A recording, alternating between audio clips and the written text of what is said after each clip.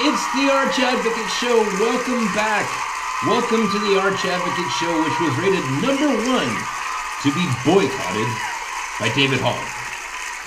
We've got a good show in store for you today. Going to be talking a little bit about the news and how to respond to it. Listen, fear. There was a Rasmussen poll that just came out where over 50% of the people that were asked said that they were concerned about a civil war breaking out in the next 5 years, and that's a very valid thing. You know, when people are fearful, they tend to make bad decisions, right?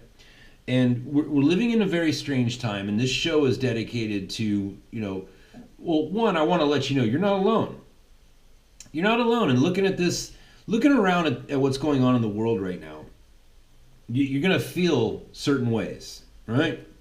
You're going to think certain things. You're not alone in that. Everybody's thinking. Everybody's looking around going, what the hell's going on here? What are these kids doing? What are these people doing? And when Rasmussen comes out and says, like, hey, over 50% of the people that we asked said that they were concerned about civil war breaking out, right? Well, that's very telling. You can't just look away from that, because already we just had a sitting U.S. Congresswoman call for violence against the political opposition. Violence, bloodshed. We have reporters that are writing articles right now saying, "Hey, Republicans, hey, conservatives, bombs are coming. We're going to start killing you people." Right? Well, it's escalating. It's like, oh boy, this is getting weird. Right? So whatever it is that you feel, it's like, hey, you're not alone. I feel it too. I think it too. So let's address the fear. So number one, let's look at it like this. Right? Let me back up a little bit. Fear not, neither be afraid. That is a commandment. That's the word of the Lord, and it's a declaration of intent. Right? Don't be afraid. I've got this. I've got you. You are in good hands. Now that doesn't mean that you're not going to die. Right? But it does mean that you're going to win. And that's what the darkness fears right now, because we're winning. No matter what the Democrats tend to do, it's like, man, this is not the Democrat Party of John F. Kennedy. This is a weird pedophile ring Democrat Party where now their intention to turn everything into socialists, or turn everybody into socialists, like, man, their intention is clear now. Right? But don't be afraid. You have to fight, but don't be afraid. Right? We win. We win. Socialism doesn't work because it's evil. And good always wins. And socialism is evil. Now, so when it comes to fear, address it. Because you're going to have to face it. You're not to live your life in fear. That's against the rules. Right? As far as God's laws, the laws of the kingdom of heaven, living in fear is a violation. You can't do it. You can't be living in fear. But you can't just dismiss it and be like, here, I'm going to say this scripture and then everything's going to be okay. It's like, no, it doesn't work that way. Let's take it step by step. What do we do with fear? What do we do with it? Well, maybe you should take an example of like how you teach your children how to handle it. Well, first, acknowledge it. Right? Oh, I got this feeling in my body that's negative and painful. I don't like it. It's heavy and it makes me feel weak. Right? I don't like this feeling. Okay, well, identify that and give it a name. It's called fear. Take a look at it. And then the next thing is you have to face it. Right? This is where the mythology of dragons comes in. It's always fear. It's always the thing that's in you. And if you have to slay that thing if you want to get to the pot of gold. Right? So this fear not. Face it instead. Be courageous. Be very courageous, it says. Says it just like that too. Be courageous. Be very courageous. And we have to be courageous in this time. But if you really look at the giant, right, this thing that we have to slay, it's actually not that intimidating. Right? Like if I were to ask you, look, you're going to have to get into a fist fight. Now you get to choose one of two people that you have to fist fight, but ultimately you're going to have to get in a fist fight with somebody. right? You might think, oh boy, I don't like fist fighting because I don't like getting punched in the face. It's like, okay, well, hold on. You either have to fight Conor McGregor, right, or David Hogg. We've all seen David Hogg's arms, right? They're little toothpicks, right? He's a little wee boy, and you have to pick one of those two. Well, naturally, you're going to go for David Hogg because there's no chance that even if that guy lands a punch that it's going to do any damage whatsoever. So that's who you're going to choose, right?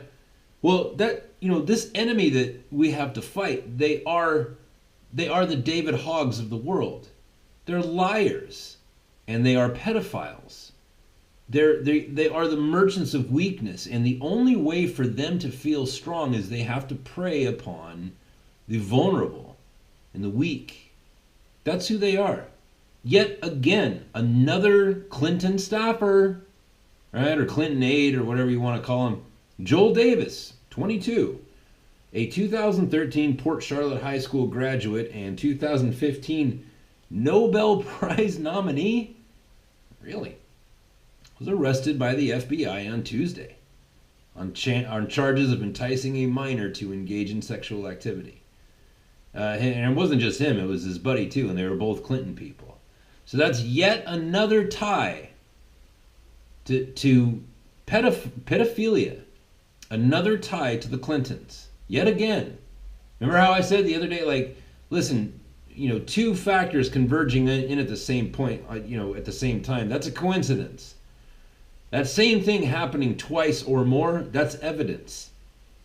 We're very close to finding out more than we care to know about the Clintons. And it's going to get ugly and people are going to die. But once again, we see the face of the Democrat Party. We see the face of the tolerant liberals, who they really are. They're pedophiles. They attack children because that's how they feel powerful, is by attacking people that don't stand a chance against them. That's who these people are. You are not to be afraid of these people. They are weak. That's what demons are.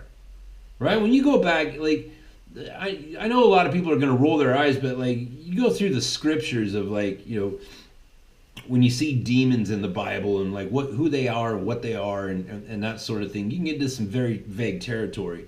But it's pretty much just this. It's just weakness. Right? There are demons, and they are merchants of weakness. They're merchants of sickness. That's what a demon is. And that's their only weaponry. Whereas to the righteous, our weaponry is strength and truth and virtue and honor. They don't have any of those things. They virtue signal. Oh, they talk about, standing up for the rights of the little guy, and then they get caught trying to, have sex with children. When MS-13 gangs rape and murder toddlers, then the Democrats stand up and say out loud on television, these are the people with the divine spark. These are admirable people. That's who we're up against. We're up against the weak. This is not going to be a fair fight, right? And, in favor of us. These people are pedophiles. Those people they're the same people who will say, like, oh, well, you have to stand up for women, and you can't say anything bad about women, and you certainly can't be attacking women. And then as soon as there's a woman that steps out of line, Sarah Sanders, they'll harass her and her family while they're eating dinner. Okay, well, then you're weak. Your position is weak. Your position is so weak that it can't even get up off of the floor. These people are weak. And if there is a civil war coming, it's not going to be a civil war of, like, California leaving the Union. That's not going to happen. All right. And you folks want to make a lot of jokes about, getting rid of California. Look, the fact of the matter is there's a great deal of real estate in California that belongs to the nation. It belongs to you. National parks are actually your land. And you're saying you want to give away land in California for free just to get them out? No, that doesn't work. Furthermore, getting rid of California, that's not how our union is set up. If one state leaves, then the whole the whole thing unwinds. And people need to stop saying it. California just needs to be fixed. All right? I'm from California. Believe me when I tell you, there's a lot of Republicans in California. People, God-fearing patriots. All right? And it's not fair to say, well, let's just get rid of everybody, including the people who are, loyal to their God, loyal to one another, and loyal to their country. People talk like that. But fear, right? Fear is what this Rasmussen report came out, that people are being fearful of a civil war. Well, it's not going to be a civil war, nor will it be a revolution, but it will be a bloody occurrence if these leftists don't calm down with their language, because they're inciting people. The nation right now, the United States of America, has an abnormal amount of people walking around on mood-altering drugs. That's why you're seeing all of this insane behavior, because everybody's high as a kite all the time. Pharmaceutical companies have no problem dishing out drugs to people. You've got a drugged-out nation, and now people are coming on the news saying, hey, the Nazis are here, you have to go kill them. Right? Well, that's going to end badly for a lot of people, because the thing that I don't think that these are not people who think things all the way through, right? The people who truly care about this country, we're all armed, and most of us are very well trained, right? Like myself, like I served in the Marine Corps. I've been trained by the Marine Corps to handle weapons and be proficient in weaponry. Well, there's a lot of people out there like me, millions upon millions of Marines and soldiers and, seamen and airmen, you know what I mean? People who've been trained in weapons, people who swore an oath to this country. I swore an oath to this country. A million others did as well, and that oath goes like this. I do solemnly swear that I will support and defend the Constitution of the United States against all enemies, foreign and domestic, that I will bear true faith and allegiance to the same, and that I will obey the orders of the President of the United States and the orders of the officers appointed over me according to regulations and the Uniform Code of Military Justice, so help me God. That's an oath.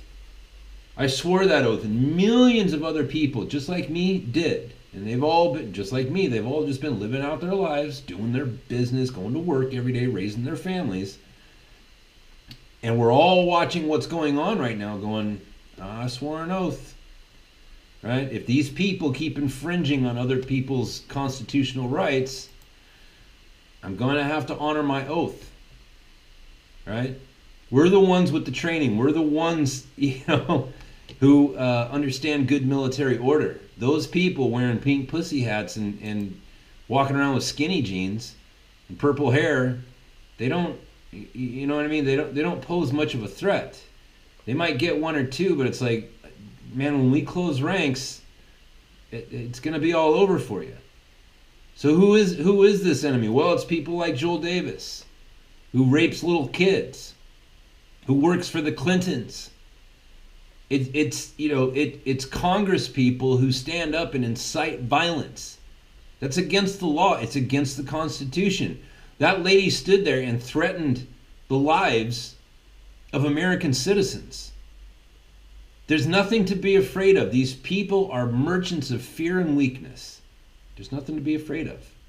We've already won. Now, hopefully there's no bloodshed any more than already has been. People have already died. People have already gotten shot up.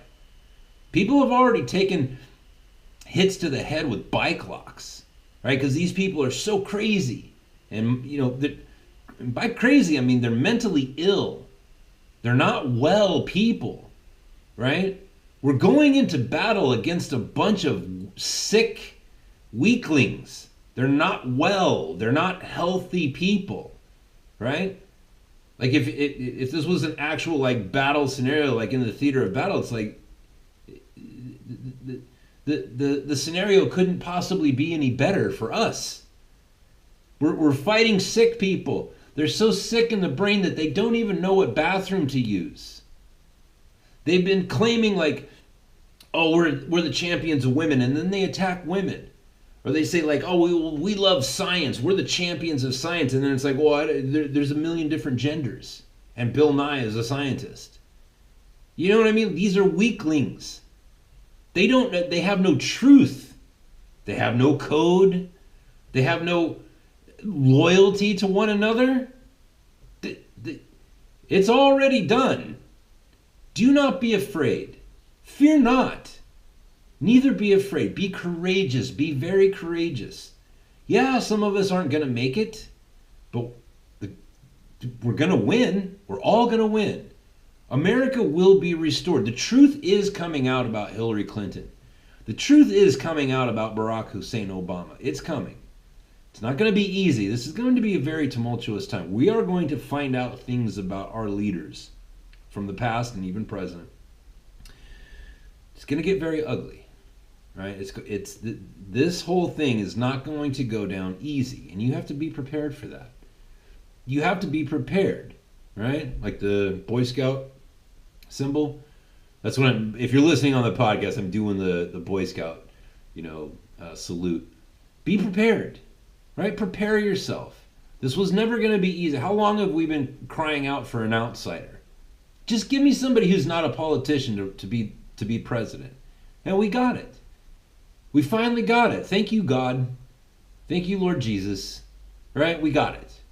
But that whole time that we were crying out for that, like, this was never going to be easy. I've said this before, like, you people need to be praying protection over the president. He's got a lot of enemies right now. The establishment does not want that guy to be in place. And now we finally see what the establishment has been doing behind their huge curtain of power. They've been raping children. They've been trafficking children and killing people, like the senator from North Carolina, wherever she was from. They've been killing people who've been trying to bring that stuff to light. Now again, not Pizzagate. I don't know anything about that. Like, I don't know. Whatever. Conspiracy theory, maybe it's the truth, who knows. But take Pizzagate completely out of the scenario, and you're still left with a whole bunch of allegations of child sex trafficking by the Clintons and by the Democrats. Too many. It's in the Inspector General report right now. It's no longer conspiracy theory. It's in the Inspector General report. Which again, we're still finding out more stuff about that. You know what I mean? These people have a lot to hide. And they have a lot of reason to protect their secrets. We're not going to get through this without any bloodshed. People are going to die. Right? Just be prepared. Be sober-minded. Right? Look into the future and be like, well, how bad can this get? Well, that should be your motivation to get together with your friends. Right? Get together at your church. Get together, at Oath Keepers or whoever. There's all kinds of different organizations, but get together with people. Have a plan. You know what I mean? This abuse of power, you can see it in Broward County with that sheriff, Sheriff Aaron, whatever his name is. That guy had a lot to hide. Like, where did you get the money for your Lamborghini, Sheriff? Well, it turns out that Barack Hussein Obama had had incentivized lowering the crime stats to make himself look better. And so he told people, hey man, Broward County, that's full of crime, stop reporting these crimes. Then it'll look like the crime rate is going down. And if you do that, I'll give you some money. There was a financial incentive put in place that made it look like what the Democrats were saying, like, is, hey, if you work harder as policemen and lower crime, we'll give you some more money, right? But what it really meant was stop reporting crime. That's how that kid, what was his name, Nicholas Cruz, that's how he got sent home after all those reports that he was about to kill a bunch of people. It was because the Broward County Sheriff Department was saying, well, let's not report this. Because we want to keep our crime numbers down so we can get that money so we can buy the Lamborghini. That's economics right there. There's an economic plan in place for evil. And that's how that guy got his Lamborghini. And that's why all those people got shot up and murdered. So that that sheriff could drive a Lamborghini. Do you see what I'm saying? Those kinds of secrets, like there's way more to that story that nobody knows yet. But it's coming. And when it does, these people that have been working this evil for so long, look, they don't want to let go. They're already ready to kill. They're already in the place like that, like the sheriff from Broward. That guy was willing to let a whole bunch of kids in a high school get shot up so that he could drive his Lamborghini. That's who those people are. So again, weakness. Those people are weak. They're weak. They're liars. They're moochers. Do you understand? They're not to be feared. They are to be subdued. They're not to be feared. They'll let kids die and they'll rape children. That's who those people are. We're not to be afraid. But we are to experience courage in the face of everything that's going on right now. Experience courage. Right? Be courageous in all of this. Know what you believe. Right? Has it been a while since you read the Constitution? Read it. It's beautiful. That's who you are. That is your heritage, is that document. That's what was meant for you and your children. Read it to your children. Make your children read it to you. That's how we're going to get through this, and that's how we're going to restore the republic. Is just remembering. That word, remember, it's like the second most used command word in the Old Testament. Remember. And it's always God telling the people, like, remember. Remember who you are. Remember the way that I protected you. Remember. That's what you must do. Remember who we are. And we'll all get through this together. So have no fear. I hope you enjoyed today's show. Listen, if you want to be a supporter of the podcast, leave a message and a rating on iTunes. If you want to give a little dough, you can go on to archadvocate.com, arch-advocate.com. You can become a monthly Patreon supporter or send some money through PayPal as like a one-time thing. Either way, it's all appreciated. Thank you guys so much. Listen, there's nothing to fear. That socialist that just got elected, congresswoman there in New York, that 28-year-old girl, nothing to fear. That's the best thing that could have happened. That's the best thing that could have happened, because now people understand. It's like, oh, Democrats, if I vote Democrat, then what I'm really saying is I want to be a socialist, and I don't want to be a socialist. I like capitalism. I like this country that we've built. And so I'm either going to have to vote for Donald Trump, who, maybe they don't like Donald Trump, but it's like, they're not going to vote socialist, so it pretty much, it's going to be one or the other. And they're not going to vote socialist. Everything the Democrats are doing right now, other than raping children and murdering people who have dirt on them, is they keep expressing to everybody in the United States that all they have is hatred for this good thing that we have. That turns a lot of people off.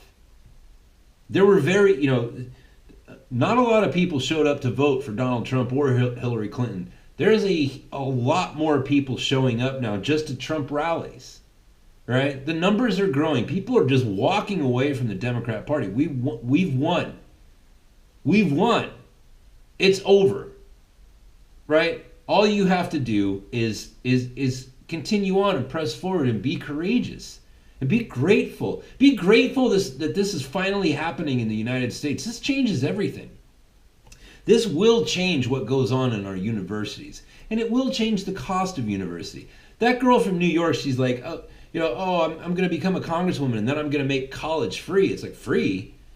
Really? Are you going to go to the colleges and tell those socialists, those people who teach socialist ideologies, that they should finally stop being hypocrites and not have the cost of education rise by 10% a year? Oh, I don't think so. I don't think socialists are actually virtuous people. Because if they would, the cost of education wouldn't be up like 230% in the last 10 years. or whatever, it's 230%, and maybe it was since 1965 or whatever. Is that lady going to go to those colleges and be like, hey, you guys, college needs to be free? Because those socialists there at the colleges, they're going to be like, you can kick rocks, lady. We're getting paid over here. You know what I mean? No, she's not going to do that. She's going to try to raise taxes on rich people. Rich people like the kind of rich people who build homes. And she will raise the tax on people who build homes. And guess what the people who build homes are going to do? They're going to raise the price of the home. Because they're not going to take it in the pocket. Right? And then guess what? The people who buy the homes are going to spend more money. And so the people who built the homes are going to make more money. And then the government's going to come back and say, oh, you're making more money. I need to raise your taxes again. And around it goes. See, Democrats, socialists, libtards, they don't think. They don't think. The reason why nobody can afford to live in California anymore is because Democrats keep raising the taxes on people who do business. And because of the way that our society is set up, it's like, well, I'm not going to pay for that. You can raise the cost on me all you want. All I'm going to do is raise the cost, and then it gets passed on to the consumer. And it's weird that nobody ever stops and think like, hey, dude, stop. Stop putting so many regulations on everything and putting, tariffs and fines and, surcharges and all this other stuff. Like, you're killing me. You're killing me as the consumer. And then once the government gets all their money, where's the free college? Why aren't the potholes in the road fixed? Well, because really all the Democrats want is to give money to people who don't have a legal right to be here and people who don't want to work. They want to give money to people who don't want to work so that they become dependent upon the state, so they keep voting for them. Meanwhile, you can't afford to buy a house because it's too damn expensive. Because the guy who built that house had too many expenses on him, and he's not going to pay for it, or she. You know what I mean? These are not strong thinkers, is my point. That's the show for today. Hey, listen, thanks for tuning in. Sorry I'm late. I will talk to you tomorrow. Bye-bye.